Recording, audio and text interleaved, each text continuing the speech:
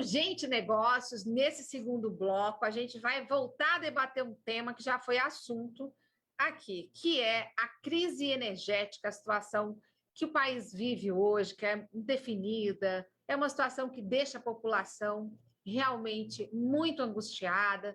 Nós vemos aí debates nacionais, vemos a votação da privatização da Eletrobras, de uma situação que quem vê do lado de cá parece que não há um entendimento coletivo ou as razões definidas para essa privatização.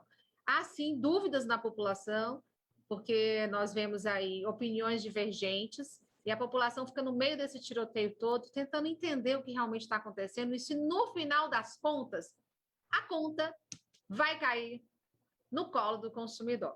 Para falar sobre isso, eu trouxe alguém que é um entrevistado muito importante, de nível nacional, que é o Vitor Ioca, que está aqui com a gente. Prazer te receber, Vitor. Prazer, tudo ótimo. Boa noite. Boa noite. O Vitor, ele é gerente de energia elétrica da Abras, que é a Associação dos Grandes Consumidores de Energia e de Consumidores Livres no Brasil. É um entrevistado muito requisitado em nível nacional, tem muita expertise quando o assunto é energia elétrica, gente. E assim, Vitor, a gente estava até conversando aqui nos bastidores, né, o tamanho que é a Abras, né? Vocês têm aí os grandes consumidores do país, e mais de 40% do consumo elétrico está com vocês, de energia elétrica, né? E 50% do gás natural, né? Perfeito, exatamente isso. Então, aqui na Abras, a gente tem os grandes grupos industriais que a energia é muito representativa na sua produção. Isso.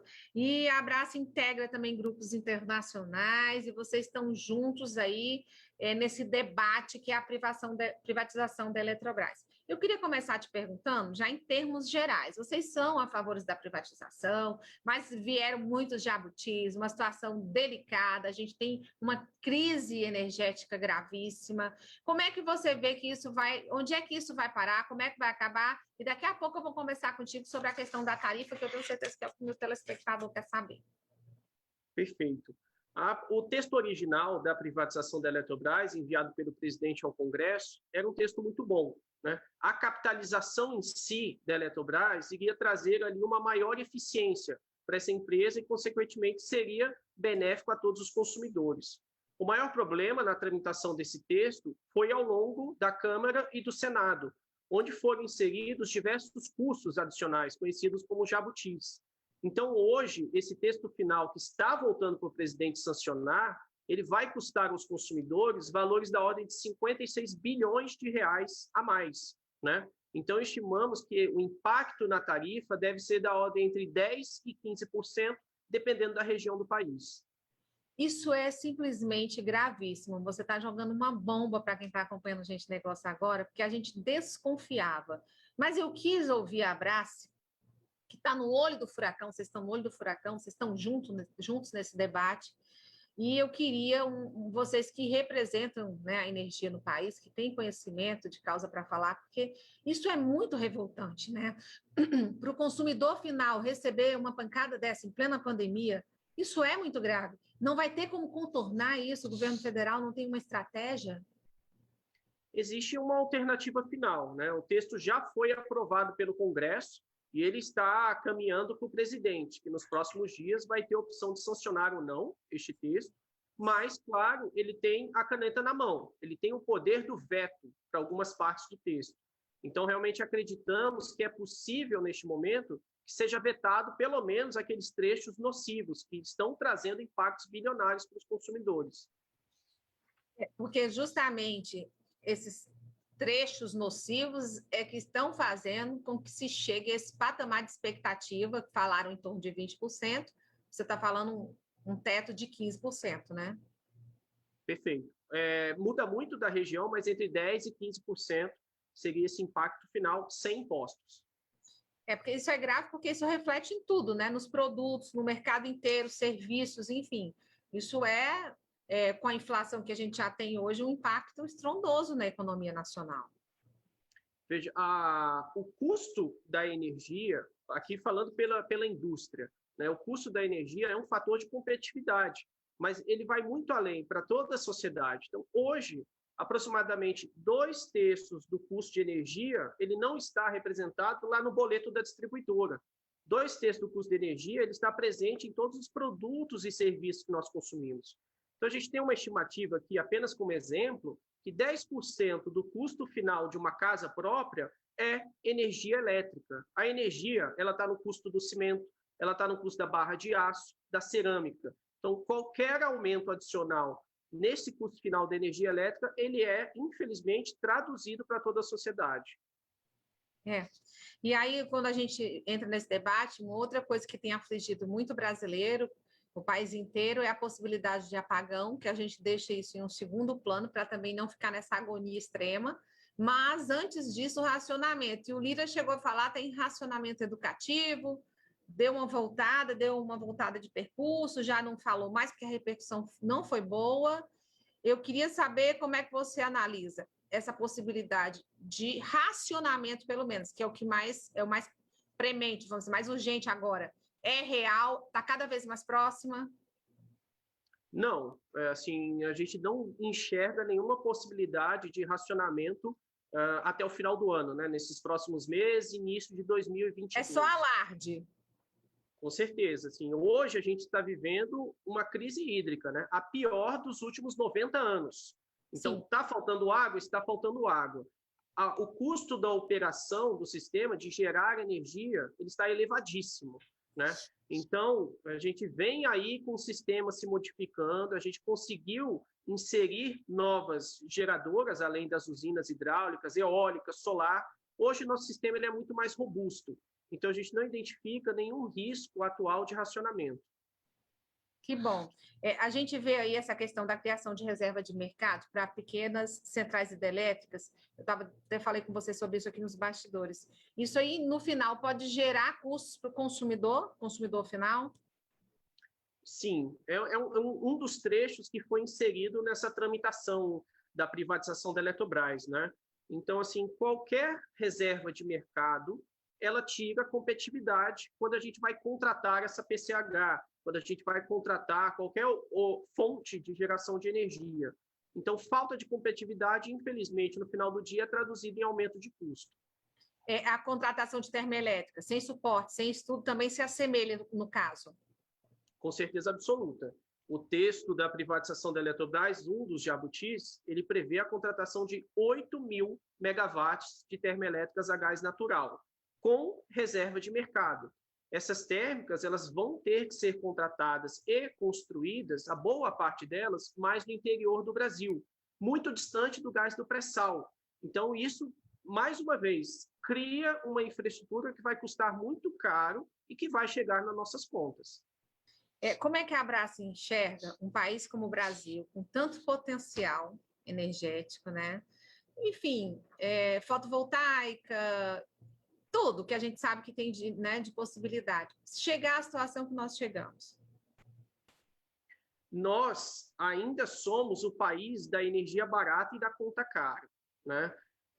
Mas com esse projeto de privatização que inseriu aí uma diversidade de jabutis a custos bilionários, a nossa perspectiva é que a gente está caminhando para um Brasil que é da conta cara e da fatura ainda mais cara, né? Infelizmente, retira a competitividade da indústria, mas, de novo, se traduz em uma redução de empregos, perda de renda, aumento de inflação. Então, a gente está perdendo aqui mais um fator de competitividade do país, que é incrível. E aí, quando a gente vê tudo isso, eu falo da Abraço pelo peso que vocês têm, né? Pela representatividade, pelo peso que tem. Como se poderia ver uma luz no fim do túnel para uma situação dessa, que é como se a gente já pudesse assistir um filme que a gente já sabe o enredo, já sabe o final dele? Num primeiro momento, né, de novo, nesse texto da privatização, a gente ainda tem uma esperança que seja um pouquinho melhorado, que o presidente ele realmente vete trechos que são nocivos aos consumidores. Pensando no futuro, já está tramitando no nosso Congresso, né, atualmente o texto está na Câmara, um projeto de modernização de todo o setor elétrico.